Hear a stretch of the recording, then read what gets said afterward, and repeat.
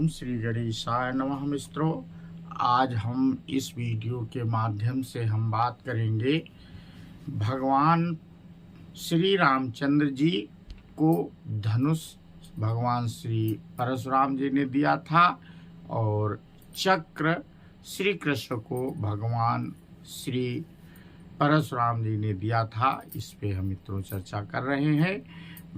भगवान श्री राम त्रेता द्वापर और कलयुग में लगातार बने हुए हैं।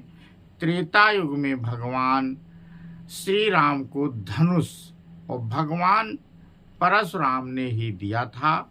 जिस धनुष से भगवान राम ने राक्षसों का वध किया था, इसी तरह द्वापर युग में भगवान श्री कृष्ण को सुदर्शन चक्र भी भगवान परशुराम ने ही दिया था। इसी चक्र से कई राक्षसों का वध हुआ। भगवान परशुराम जी अवतार सबसे प्रचंड और सबसे व्यापक रहा। यह प्रचंडता तप और साधना में भी और प्रत्यक्ष युद्ध में भी उनकी व्यापकता संसार के हर कोने में रही और हर युग में रही। वे अक्षय हैं, अनंत हैं, प्रलय के बाद भी रहने वाले हैं।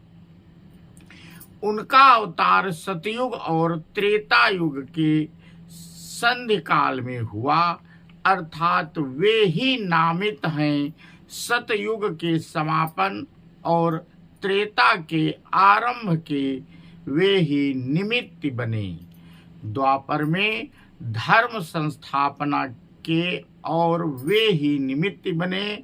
कलयुग की पूर्णता के उनका अवतार वैशाख माह शुक्ल पक्ष तृतीया को हुआ। चूंकि अवतार अक्षय है, इसलिए यह तिथि अक्षय तृतीया कहलाती है। उनका अवतार एक प्रहर रात्रि पूर्व हुआ। चूंकि अवतार ऋषि परंपरा में हुआ, इसलिए यह पल ब्रह्म मुहूर्त कहलाता है। उनके आगे चारों वेद चलते हैं, पीछे दिव्य बाणों से भरा तुड़ीर है। वे शाप देने और दंड देने दोनों में समर्थ हैं। वे चारों वर्णों में हैं और चारों युग में हैं। जब तप साधना से ब्रह्मत्व को प्राप्त कर वेद ऋचाओं का संसार को देते हैं, तब से ब्राह्मण हैं। जब प्रत्यक्ष युद्ध में दुष्टों का अंत करते हैं, तब क्षत्रिय हैं। और जब लोक कलाओं का विकास कर समाज को समृद्ध बनाते हैं, तब वैश्य हैं। और जब दासराज युद्ध में घायलों की अपने हाथ से सेवा शुश्रूष करते हैं, तब सेवा वर्ण में माने जाते हैं। भगवान शिव का भक्त तो पूरा संसार है, पर परशुराम जी उनके एक शिष्य भगवान शिव ने आषाढ़ की पूर्णिमा को ही परशुराम जी को शिष्यत्व प्रदान किया था। इसलिए वह तिथि गुरु पूर्णिमा है। उनका अवतार ऋषि परंपरा में भृगुकुल में हुआ।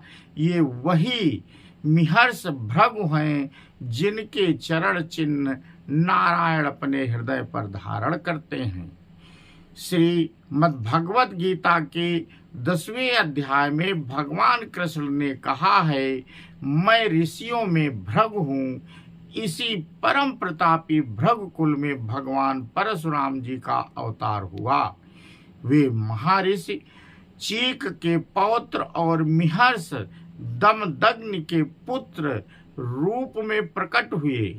देवी रेणुआ उनकी माता हैं। पुराणों में मान्यता है, महर्षि जमदग्नि और देवी रेणुका शिव और शक्ति के रूपांश हैं।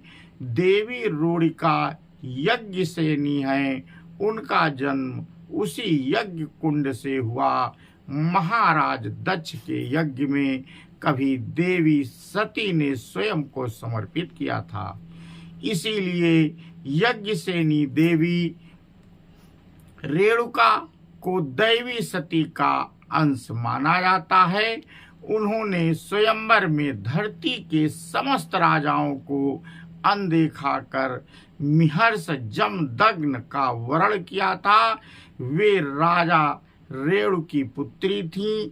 राजा रेणु ने भी बाद में तप करके ऋषित्व प्राप्त किया। तो जय श्री राम मित्रों, आज हम अपना प्रसंग यहीं पे समाप्त करते हैं। बोलो भोले भंडारी की जय हो, परशुराम जी की जय हो।